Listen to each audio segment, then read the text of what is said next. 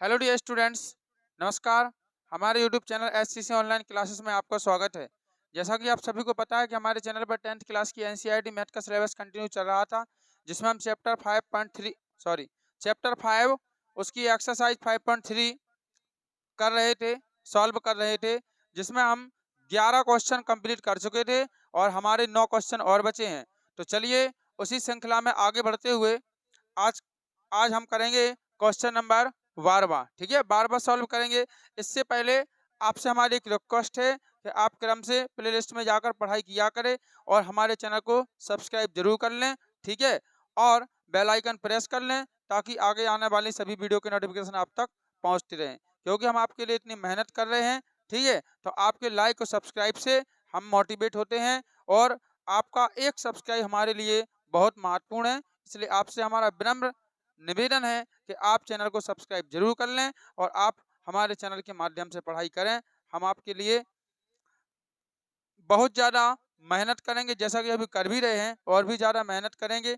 ठीक है, और हम आपको हर एग्जाम की अच्छी तैयारी कराएंगे।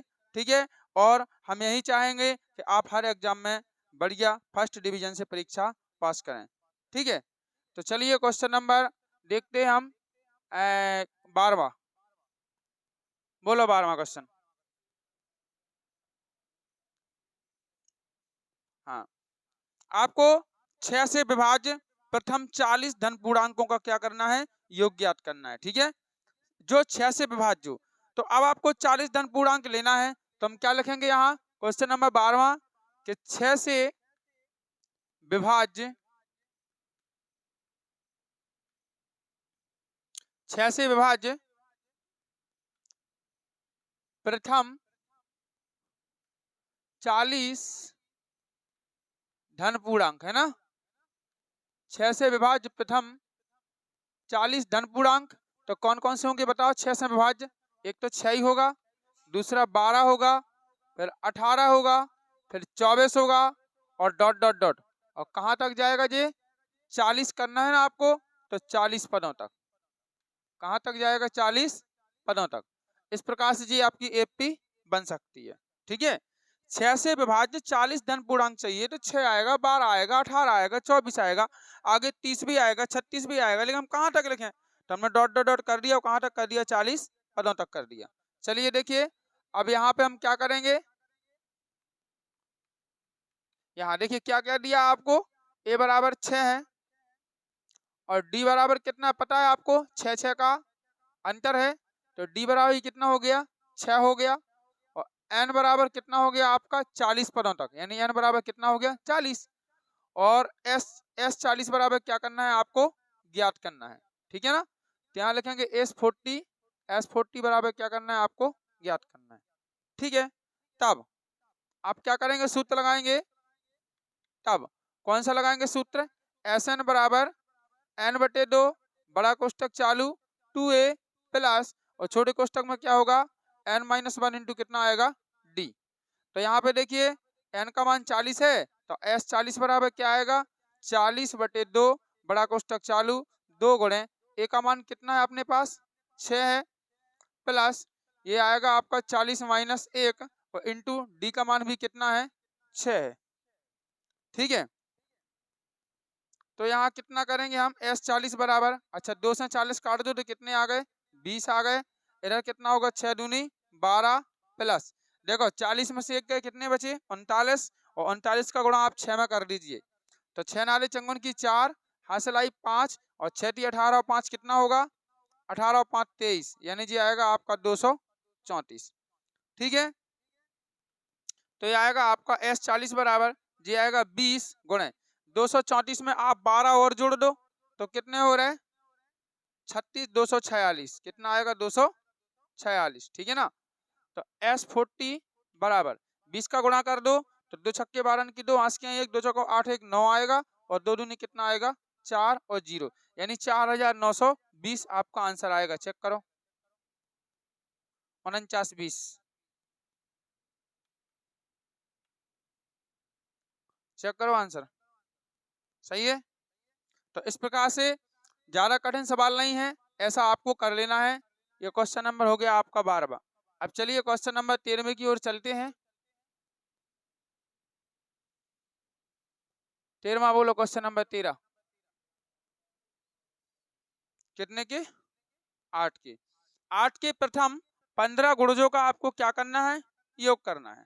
ठीक है, तो हम लिखेंगे 8 के प्रथम 15 गुणज। 8 के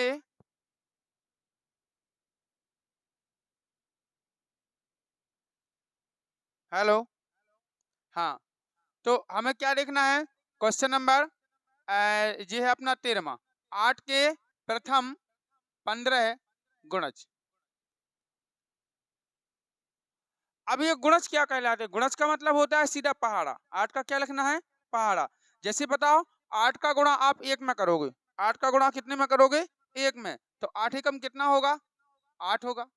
इसी प्रकार 8 का गुणा 2 में करोगे तो कितना आएगा? 16। 8 का गुणा 3 में करोगे कितना आएगा? 24। 8 का गुणा 4 में करोगे कितना आएगा? 32। ऐसे डॉट डॉट आगे चले जाएंगे और आपको कहाँ तक करना है? 15 पदों तक। कितने पदों तक करना है? 15 पदों तक। तो आप यहाँ लिखोगे 15 पदों तक। क्लियर है? ठीक है, तो ये कहलाते हैं 8 के गुणज। क्या कहलाते हैं? जो 8 के गुणज कहलाते हैं 15 पदों तक। अब यहाँ देखिए आपको क्या क्या मिल रहा है।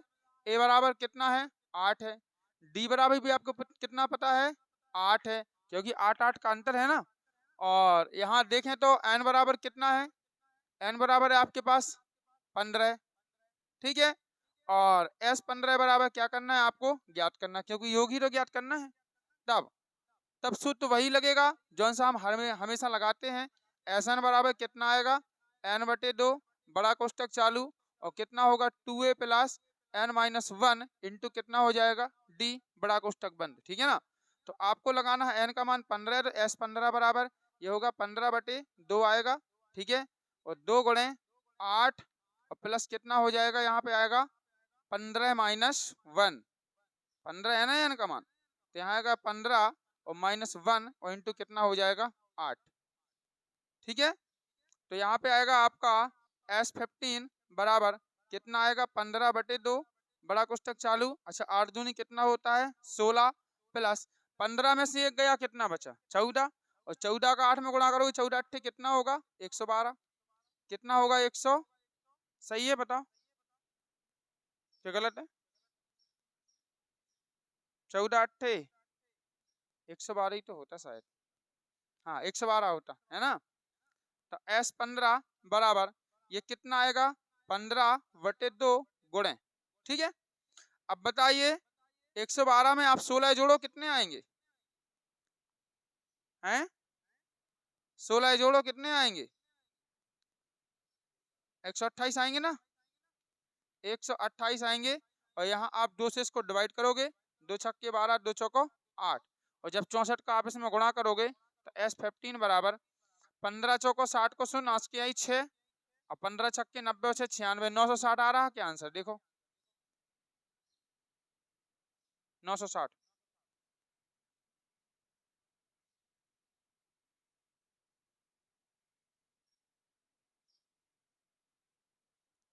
सही है, ठीक है।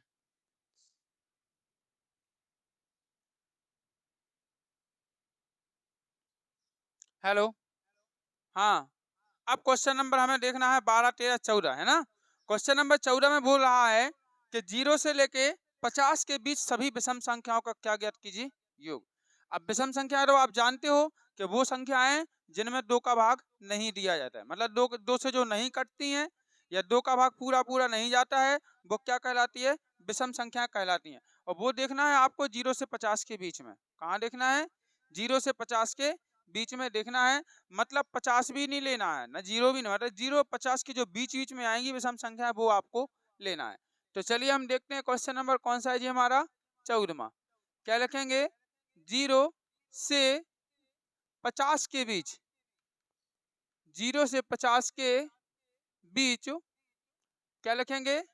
विषम संख्या, विषम संख्याएं।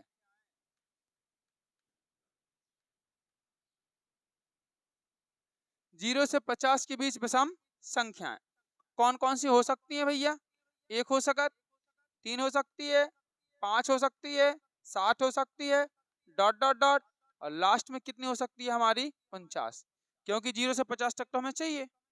तो लास्ट में कितना हो सकता है, 49 हो सकता है ना। 50 नहीं आएगा, 50 सम संख्या है, 50 से पहले क्या आता है, 49 आता है। अब ये आपकी एक एपी बन गई। इस एपी में देखिए आप ए बराबर कितना मिलेगा आपको, 1 मिलेगा। डी बराबर कितना मिलेगा, 3 में से 1 गए, 2 बचे, यानी 2 2 का अंतर है, डायरेक्ट लिख सकते हो डी बराबर 2। और आपको लास्ट दिया गया है ए एन, ए एन का मान कितना है, 49। ठीक है, ये अंतिम पद है 49, ये ध्यान रखना, पदों की संख्या नहीं है, अंतिम पद है 49। तो ए एन का मान कितना मिलेगा आपको, 49 मिलेगा, है ना। ए एन को आप एल भी बोल सकते हो, क्या बोल सकते हो, एल, क्योंकि अंतिम पद को हम ए एन बोलते हैं और एल भी बोलते हैं। अब करना क्या है, हमें हमें एस एन ज्ञात करना है, तो एस एन बराबर क्या करना है, ज्ञात। ठीक है, अच्छा ये तो आपको ध्यान याद होना चाहिए कि हम बार बार कहते हैं कि हम एक लाइन में लिख देते हैं, आपको एक लाइन में नहीं लिखना है, आपको एक के नीचे एक लिखना है कि ये बराबर इतना और इतना बराबर इतना, है ना। जो दिया है वो आप एक के नीचे एक लिखोगे, हमारे जैसा लाइन में लिखोगे, वरना आपके नंबर कटेंगी। ठीक है, इस बात का ध्यान रखना। तब तो पहले हम एक काम करें, हमारे पास एन का मान तो है नहीं, अब एन का मान नहीं है तो क्या करें, तो हम पहले ए एन का ही सूत्र लगाएंगे। किसका लगाएंगे, ए एन का सूत्र लगाएंगे। आपको पता है ए एन बराबर कितना है, 49 है, तो ए एन का सूत्र लगाएंगे। ए एन बराबर क्या होता है, ए प्लस एन माइनस 1 इंटू कितना होता है, डी, और बराबर दिया कितना है आपको, 49। ए एन का मान 49 दिया ना, तो ए एन का हमने सूत्र लगा दिया और बराबर क्या कर दिया, 49। अब यहाँ मान रख दो, तो ए का मान पता है आपको 1 है, प्लस एन माइनस 1 तो आपका ज्यों का त्यों रहेगा, इंटू डी का मान कितना है, 2 है, और बराबर आ गया 49। एक को इधर पक्षांतर कर दो, है ना। तो एन माइनस 1 और इंटू कितना हो जाएगा, 2 हो जाएगा, बराबर 49 माइनस कितना बनेगा, 1 बनेगा। तो एन माइनस 1 इंटू कितना हो जाएगा, 2, बराबर 49 में से 1 गया, कितना आएगा, 48। देख लो इतना, 48 आ गया। अब आपको क्या करना है, जो दो आपके गुणा में है वो इधर काय में लाना है, भाग में, एन माइनस 1 को वही छोड़ना है ना। तो कितना आएगा हमारे पास, एन माइनस 1 बराबर ये आएगा 48 अपॉन कितना आएगा, 2। जब ये कट जाएंगे, ठीक है, तो एन माइनस 1 बराबर कितना आएगा, सीधा 24। कितना आएगा, 24। तो एन बराबर कितना होगा भैया, 24 प्लस 1, क्योंकि माइनस का 1 था, इधर काय का हो गया, प्लस का हो गया। तो एन बराबर कितना आ गया, 24 में 1 जोड़ो, कितना मिल गया आपको, 25। एन का मान कितना मिला बेटा आपको, 25। बस अब आप योग ज्ञात कर सकते हो। अब क्या कर सकते हो, योग। तो अब आप छोटा वाला सूत्र लगाओगे योग के लिए। ठीक है, तो इधर हम योग ज्ञात कर रहे हैं। देखो एस एन बराबर कौन सा सूत्र लगाना है, एन बटे 2 बड़ा कोष्टक चालू है ए प्लस एल। क्या लगाना है, ए प्लस एल, क्योंकि आपको अंतिम पद दिया गया है 49 है। यहाँ पे लगा दोगे, एन का मान कितना मिला, 25 मिला, तो आप लोगोगे S25, S25 बराबर ये कितना आएगा, n/2 यानी 25 बटे कितना आएगा, 2 आएगा, और बड़ा कोष्टक चालू ए का मान 1 है, और प्लस इसका एल का मान कितना है आपके पास, 49, है ना। अब देखिएगा, तो S25 बराबर 25/2 गुणे, अच्छा 49 में 1 जोड़ो, कितना आएगा, 50 आएगा, और 2 से 50 आपको काट देना है, तो 25 आएगा, और 25 का 25 में गुणा करोगे तो कितना मिलेगा, 625। तो S25 बराबर मिलेगा आपको 625। चेक करो आंसर, 625 मिलेगा। सही है, ऐसा करना है आपको, 0 से लेके 50 के बीच जो विषम संख्या है उनका योग मिलेगा आपको 625। क्लियर। अब चलिए अब देखेंगे हम क्वेश्चन नंबर 14 हो गए ना, 15वां। ठीक है, चलो 15वां क्वेश्चन बोलो, 12 13 14, 14 नहीं किया हमने, 15वां बोलो।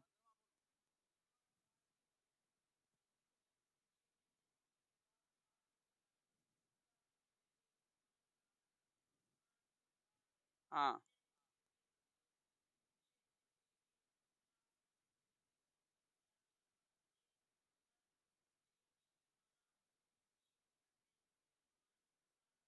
आओ।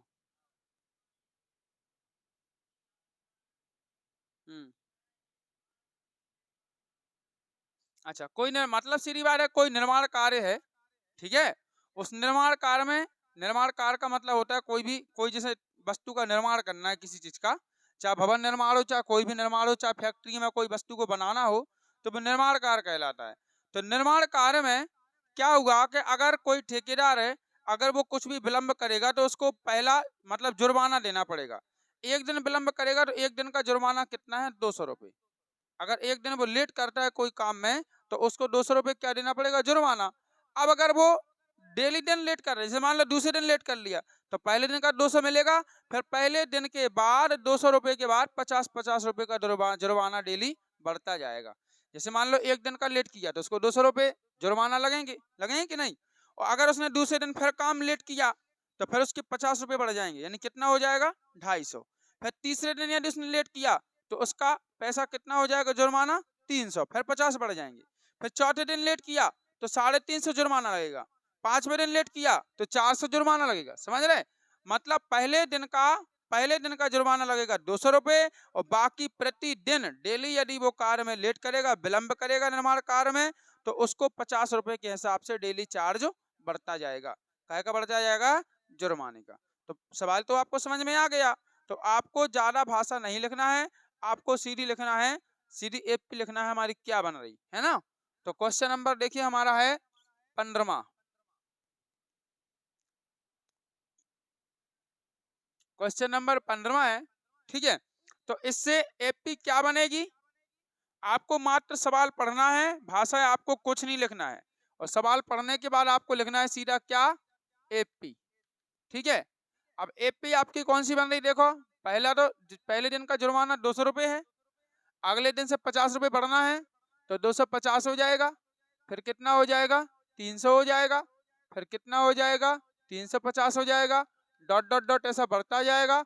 और ठेकेदार जो है वो 30 दिन का लेट करता है, काम को कितना लेट करता है, 30 दिन लेट करता है। तो बताना है कि 30 दिन का जुर्माना कितना रुपए लगेगा, ठीक है ना।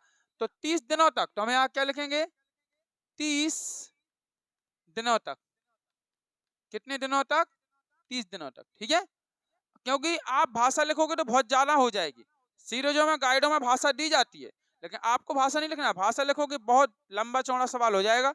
आपको तो सीधा सवाल पढ़ लिया, जिसको कॉपी में चेक करना पड़ेगी वो खुद सवाल को पढ़ेगा, ठीक है। वो खुद सवाल को पढ़ेगा कि सवाल क्या है, आपको डायरेक्ट एपी बनाना है, सीधा हल करना है। क्लियर। चलो देखो, ये सवाल पढ़ने का काम तुम्हारा नहीं है, तुम जब करोगे तब पढ़ोगे, बस चेक करने वाला खुद सवाल पढ़ेगा। ए बराबर कितना है बताओ, 200 है। डी बराबर कितना है, कितने रुपए जुर्माना बढ़ रहा है डेली, 50 रुपए, तो डी बराबर 50 हो जाएगा। और बताओ एन का मान कितना है, कितने दिनों तक, 30 दिनों तक, तो एन का मान आपका 30 है। और एस एन बराबर आपको सॉरी एस 30 बराबर क्या करना है आपको, ज्ञात। एस 30 बराबर क्या करना है आपको, ज्ञात करना है। कोई दिक्कत नहीं, आप एस एन का सूत्र लगाइए, तब आपको पता है एस एन बराबर कितना आएगा आपके पास, A plus N minus one into कितना कितना हो जाएगा, डी। ठीक है, क्या लगा रहे हैं हम, सवाल डिस्टर्ब, सूत्र गलत लगा दिया।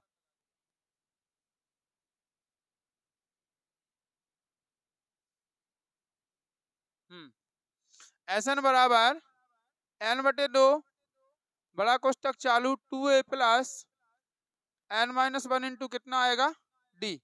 अब ठीक है ना, एन का मान कितना है, 30 है, तो एस 30 बराबर ये आएगा आपका 30 बटा 2 बड़ा कोष्टक चालू 2 गुणे ए का मान बताओ कितना है, 200 है ना, तो 200 प्लस ये आएगा आपका 30 माइनस 1 और इंटू डी का मान कितना है, 50। ठीक है, और बड़ा ब्रैकेट बंद। चलिएगा यहाँ निकालेंगे, 15 दूनी कितना होता, 30 होता, 15 आएगा, अंदर देखो 200 दूना कितना हो जाएगा, 400 प्लस, अच्छा ये देखो 30 में से एक चला गया, 29 बचा, और 29 का जब 50 में आप गुणा करोगे तो कितना आएगा, 1450, 1450, यानी 5 नम 45 की 5 हसलाई 4 5 10 4 14, सही है, 1450 आएगा। चलिए अब इसको जोड़ना है, तो 15 गुणे, अच्छा हाँ 1450 में कितना जोड़ो आप 400, 1450 में 400 जोड़ो, 14 4 कितना होगा 1850, है ना। ये आएगा आपका 1850, ये 1 लिखा है 1850, 1850 में 15 का गुणा करोगे तो 0, अच्छा 15 5 75 की 5 हासिलाई 7, 15 अट्ठे 120 और 7 127 की 7 हास के 12 और 15 एकम 15 और 12 कितना हो जाएगा 17 27 हो जाएगा, कितना होगा 27, ठीक है। तो ये आएगा आपका 27,750 रुपये, 27,750 रुपये किसका मान आएगा S30 का। तो ठेकेदार को इतना जुर्माना देना पड़ेगा 1 महीने में, चेक करो सही है, 1 महीने में इतना जुर्माना देना पड़ेगा यदि वो कार्य में विलंब करता है तो 30 दिनों का। तो ये आपका आंसर निकल आया। अब करेंगे हम 16वां सवाल, ठीक है 15 हो गए।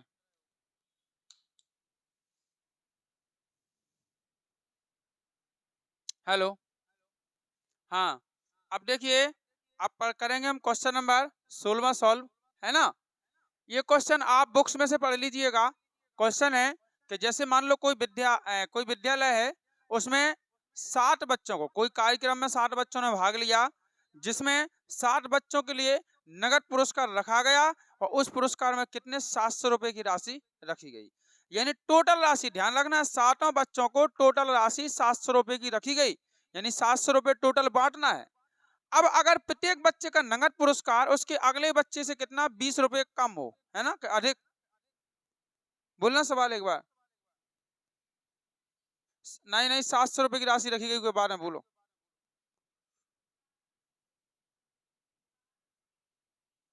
हाँ हाँ, यदि प्रत्येक पुरस्कार अपने से ठीक पहले से कितना हो 20 कम हो, ठीक है, तो आपको उन 7 बच्चों के लिए ज्ञात करना है कि कितना पुरस्कार उन्हें मिला होगा, ठीक है। तो चलिए हम देखते हैं। तो हमें दिया क्या गया है, जरा ये देखो, आपको दिया गया है टोटल राशि कितने रुपए की है, टोटल राशि 700 रुपए की, यानी सातों का योग कितना है, जो 7 बच्चों को बंटना है ना राशि, तो उन सभी का योग कितना है 700। तो 7 बच्चे हैं, तो यानी कि S7 बराबर कितना दिया गया आपको S7 बराबर दिया गया आपको 700, ठीक है। अब S7 बराबर 700 है तो N बराबर कितना कहलाएगा 7, N कितना कहलाएगा 7। अच्छा, इसमें आपको D बराबर भी दिया गया है, कितना दिया गया है डी बराबर क्या कह रहे हैं, प्रत्येक पुरस्कार उसके पहले ठीक पहले के पुरस्कार से कितना 20 कम है ना। यानी कम का मतलब ये है कि डी बराबर दिया गया आपको माइनस का 20, कम के लिए क्या लगाना है माइनस, कम के लिए क्या लगाना है माइनस, तो डी बराबर आपको माइनस का 20 दिया गया है, ठीक है। अब वो आपको 7वां पुरस्कार ज्ञात करना है कि किस बच्चे को कितना मिला होगा, वो 7वां पुरस्कार आपको क्या करना है ज्ञात करना है। चलिए कोई बात नहीं, ठीक है। तो 7 पुरस्कार आपको ज्ञात करना है, तो यानी हम कहेंगे आपको क्या क्या ज्ञात करना है, A1, A2, A3, A4, A5, है ना, और A6 और A7 बराबर क्या करना है ज्ञात करना है। यही तो है 7 ही पुरस्कार, यही है ना। तो ये 7वां पुरस्कार आपको क्या कर लेना है ज्ञात करना है। चलिए कोई बात नहीं, हम करेंगे, पहले देखेंगे यहाँ पे दिया, हाँ तब होगा क्या कि S7 बराबर पहले क्या लगा दो सूत्र लगा दो, है ना। तो S7 बराबर 700 है, तो S7 का सूत्र क्या होगा 7/2 बड़ा कोष्टक चालू 2a प्लस n-1 के स्थान पे क्या आएगा 7-1, 7-1 आएगा और इंटू कितना आएगा d आएगा, ठीक है। और बराबर कितना दिया गया आपको 700। कहां से आया जी, S7 का सूत्र है Sn बराबर n/2 होता, तो n के स्थान पे 7 है तो हमने कितना लिख दिया 7/2, फिर क्या होता 2a प्लस n-1 होता, लेकिन n का मान आपको पता है कितना दिया गया है 7, S7 है ना, तो n का मान 7 है तो n के स्थान पर 7 लिख दिया -1 और इंटू डी हमने ज्यों का त्यों लिख दिया, और बराबर दिया कितना गया, इसका मान दिया गया आपको 700। अब आपको क्या करना है बेटा कि यहाँ पे आपको डी का मान भी रख देना है। चलिए हम रखते हैं, तो इससे पहले क्या करेंगे, जो आपके 60/2 है इनका क्या करेंगे, इधर पक्षांतर। 60/2 का इधर क्या करेंगे, हम पक्षांतर करेंगे। तो यहाँ कितना बनेगा हमारा, देखो 2a प्लस कितना होगा, 2a प्लस अंदर वाले की बात कर रहे हैं ना, 2a प्लस 7 में से 1 का कितने बचे 6 और गुण है, और डी का मान कितना है माइनस का 20। तो डी का मान कितना रख दो माइनस का 20 बराबर कितना आएगा 700 गुणे, जब 7/2 इधर पक्षांतर होगा तो क्या आएगा 2/7 पलट के आएगा ना, पिछले सवालों में हमने किया है। क्योंकि देखो 2 काय में है, भाग में है, तो इस साइड गुणा में आना चाहिए, और 7 गुणा में तो इस साइड काय में आना चाहिए, भाग में आना चाहिए। तो ये होगा आपका 2 कितना बन जाएगा 7। जब 7 से आप 700 को काटोगे तो कितना मिलेगा आपको 100 मिलेगा। 7 से जब 700 को काटोगे तो 100 मिलेगा कि नहीं हैं, और 100 का गुणा 2 में करोगे कितना आएगा 200 आएगा। तो इधर देखो क्या हो रहा है, इधर हो रहा है आपका 2a, ठीक है। अब 6 का गुणा -20 में करो तो 20 छक्के 120, माइनस का आएगा कि नहीं आएगा, क्योंकि एक माइनस है तो -120 आएगा बराबर इधर कितना बनेगा आपका 200, इधर कितना आएगा गुणा करके 200 आएगा, ठीक है। अब आपको क्या करना है कि माइनस का 120 है, इधर आप पक्षांतर करोगे तो प्लस का आएगा कि नहीं, माइनस का 120 है, इधर काय का बनेगा प्लस का बनेगा। तो 2a बराबर कितना होगा भैया 200 प्लस कितना आएगा 120, 200 प्लस कितना होगा 120। तो आप बताइए कि 2a बराबर कितना होगा, जोड़ो जरा 320 होगा, कितना होगा 320। तो a बराबर क्या बनेगा 320 बटे कितना आएगा 2 आएगा। तो a बराबर कितना निकालोगे आप, काट दो 16 दूनी 32 160, a बराबर कितना मिलेगा आपको 100, यानी इसका प्रथम पद 160 है, प्रथम पद क्या है 160 है। अब वो 7 पुरस्कार हम ज्ञात कर सकते हैं, वो 7 पुरस्कार क्या है, हमारे एपी के कितने पद हैं 7 पद हैं। A1 पहला पुरस्कार होगा, A2 दूसरा पुरस्कार होगा, A3 तीसरा पुरस्कार, A4 चौथा पुरस्कार, A5 होगा 5वां, A6 होगा 6वां और A7 होगा 7वां पुरस्कार। इन 7 पुरस्कारों को हम ज्ञात कर सकते हैं। कैसे, देखिए जी आपका A का मान है, A का जे हो गया, और D का मान आपको पता है कहाँ लिखा है ऊपर, ठीक है। तो क्या लिखेंगे, अतः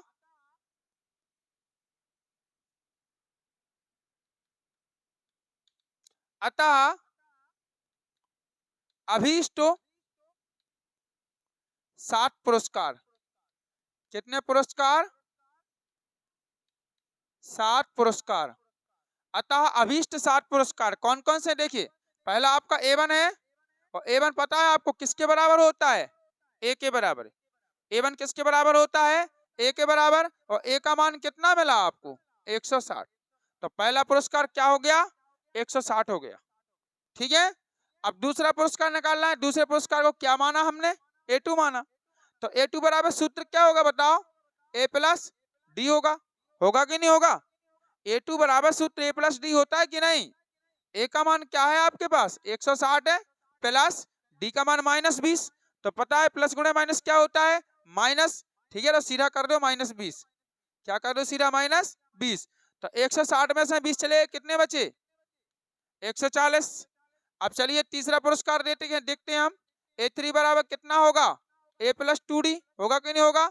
तो कितना आएगा 160 प्लस 2 गुणे कितना होगा माइनस का 20 होगा ना। तो कितना होगा 160, अच्छा 20 दूनी कितना होगा माइनस का 40। तो 160 में 40 गया, कितने बचे 120।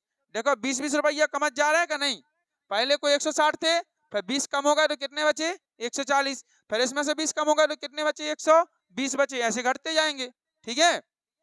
अब निकालेंगे हम चौथा पुरस्कार A4। तो A4 बराबर कितना आएगा बताइए, A प्लस 3D बराबर 160 प्लस 3, और D का मान कितना है माइनस का 20 है, बराबर 160 माइनस, अच्छा 20 कितना आएगा बताओ 60, और जब 160 में 60 गए कितने बचे 100, क्लियर। अब आइए A5 बराबर कितना होगा A प्लस 4D होगा तो 160 प्लस 4 माइनस का कितना होगा 20 होगा, तो 20 चौको 80, यानी 160 माइनस कितना होगा 80, यानी कि कितना बचेगा आपके पास 80। क्या पुरस्कार हो गए 5। A6 बराबर, सातवां पुरस्कार ज्ञात करना। A6 बराबर होगा आपके पास A प्लस कितना आएगा 5D बराबर 160 प्लस कितना आएगा इधर 5 और कोष्टक में आएगा माइनस का 20 D का मान, तो बराबर आएगा 160 माइनस 20 पंचे कितना होगा 100। और बताइए 160 में 100 चले कितने बचे 60। लास्ट पुरस्कार हो बचा है बस A7 बराबर क्या होगा बताइए A प्लस 6D बराबर होगा आपका 160 प्लस 6 माइनस कितना बनेगा 20 बनेगा बराबर 160 माइनस 20 छक्के कितना होगा 120। घबराते क्यों, अच्छे से बोलो। तो कितना बनेगा 40। अब आप चेक करो ये सारे पुरस्कार क्या सही है, चेक करके दिखाओ जल्दी। सात आई क्लियर है, हो गया। तो बेटा इस प्रकार से हमने यहाँ पे कितने क्वेश्चन हल किए, कितने सॉल्व किए 5 क्वेश्चन, 12 13 14 15 16 है ना। अब नेक्स्ट वीडियो में लाएंगे हम क्वेश्चन नंबर 17 से 20 तक। ठीक है, आप मन से पढ़ाई करें। यदि आपको वीडियो पसंद आया तो वीडियो को लाइक करें, शेयर करें और कमेंट करके जरूर बताएं, क्योंकि आप यदि कमेंट करोगे तो आपके कमेंट से हम मोटिवेट होते हैं। ठीक है ना, और हमारा भी मन लगता है और हम बेहतर से बेहतर मेहनत करते हैं। ठीक है ना, तो आपका कमेंट लिखने में क्या चला जाएगा, आप कमेंट करके हमें जरूर बताएं और हमारे चैनल को सब्सक्राइब करें और अन्य बच्चों को भी करवाएं एवं घंटी का बटन जरूर दबाएं, ताकि जितने भी हम वीडियो अपने चैनल पर अपलोड करेंगे वो सारे के सारे वीडियो के नोटिफिकेशन आप तक पहुंचते रहें। ठीक है ना, और बढ़िया मेहनत करें। जैसा कि हमें पता है कि आप सभी लोगों की त्रैमासिक परीक्षा अभी चल रही है कक्षा 10वीं वालों की, है ना। तो हम आशा उम्मीद करते हैं कि आपके एग्जाम अच्छे हो रहे होंगे, पेपर बढ़िया जा रहे होंगे। मैथ का पेपर आपका लास्ट में है। ठीक है, तो हम कोशिश कर रहे हैं कि आपके जितने भी चैप्टर इसमें आना हो वो हमें तो नहीं है पता, लेकिन आपके विद्यालय में कैलेंडर आया होगा तो आप कैलेंडर से आप बता सकते हो कि हमारा कितना कितना सिलेबस अभी आना है। आप विद्यालय में देख के कैलेंडर में देख के, ठीक है, अगर जितना हम वैसे 5 पार्ट तो आपका कंप्लीट हो जा रहा है, इसके आगे भी यदि कोई चैप्टर आना हो तो आप हमें कमेंट सेक्शन में लिख के जरूर बताएं कि सर ये चैप्टर भी आना है त्रैमासिक परीक्षा में, तो हम जल्दी से जल्दी 4-5 दिन के अंदर वो भी करा देंगे, ताकि आपका पूरा पेपर अच्छे से चला जाए मैथ का। लेकिन आपको बताना है, क्योंकि सिलेबस कितना आना वो आपके विद्यालय में कैलेंडर दिया होगा, उसमें आपको पता होगा। हमें नहीं पता कि वो कहाँ तक पूछ रहे, क्या पूछ रहे। ठीक है, तो आपको जरूर बताना है। तो हम कोशिश करेंगे कि जितना आगे के यदि कोई चैप्टर आना हो वो भी हम कंप्लीट करा लेंगे आपके पेपर से पहले। अभी 4 दिन है शायद आपके पेपर को, है ना, 4-5 दिन है मैथ के पेपर को। ठीक है, तो मिलते हैं बच्चों नेक्स्ट वीडियो में नेक्स्ट क्वेश्चन के साथ। तब तक के लिए बाय, जय हिंद, वंदे मातरम।